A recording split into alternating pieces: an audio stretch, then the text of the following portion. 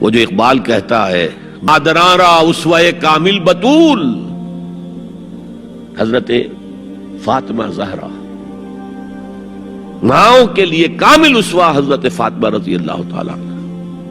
آسیہ گرداں و لب قرآن سرا، وہ چکی پیستی تھی اور زبان سے قرآن پڑھتی جاتی تھی۔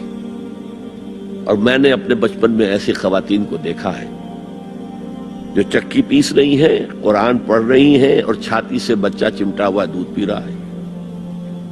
وہ جو دودھ اس بچے کے حلق میں جا رہا ہے، پیٹ میں جا رہا ہے، اس کی کیا تاثیر ہوگی؟ بطول باش و پنہا شو ازی عصر کہ در آغوش شبیر بگیری، اے مسلمان عورت بطول بن جا، زہرا بن جا، اور اس عصر سے پنہا ہو جا، چھپ جا، علیحدہ ہو جا،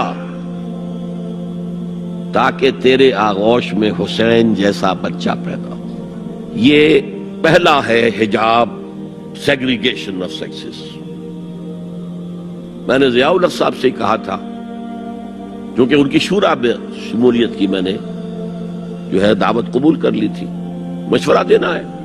میں اپنے مسجد کے ممبر سے بھی مشورے بھی دیتا ہوں، تنقیدیں بھی کرتا ہوں۔ جیسے انگریزی کا محاورہ right from the horse's mouth, تو right into the horse's ears کچھ کہا جا سکے تو اچھی بات ہے۔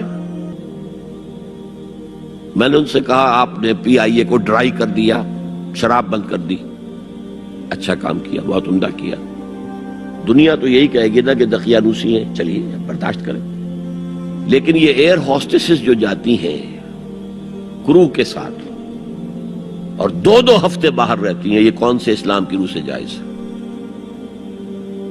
عورت محرم کے بغیر حج کو نہیں جا سکتی، محرم کے بغیر عمرے کے لیے نہیں جا سکتی، اور یہ قانون تھا پاکستان میں۔ نے کہا آپ عورت کو نہیں جانے دیتے حج کے لیے، حالانکہ وہ ادھیڑ عمر کی ہوتی ہیں، عموماً بوڑھی ہوتی ہیں۔ ہمارے یہاں جوانی میں کون کرتا ہے حج؟ بہت شاذ۔ یہ تو آپ کو نظر آئے گا جاوا، سماٹرا، انڈونیشیا، ملائیشیا، وہاں سے جوان جوڑے نکاح کے بعد پہلا کام حج۔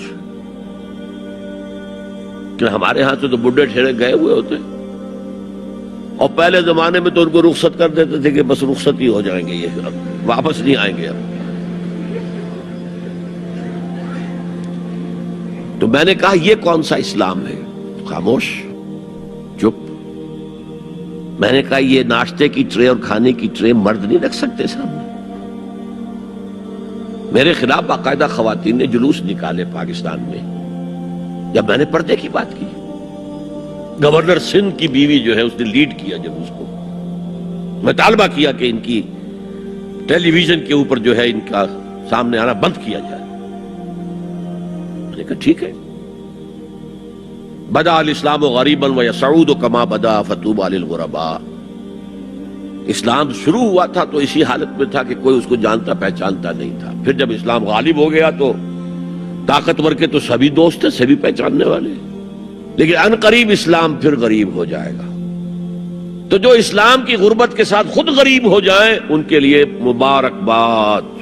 اسلام کا دامن نہ چھوڑیں، چاہے انہیں کہا جائے کہ یہ تو بڑے ہی دقیانوسی لوگ ہیں، بڑے کٹر لوگ ہیں۔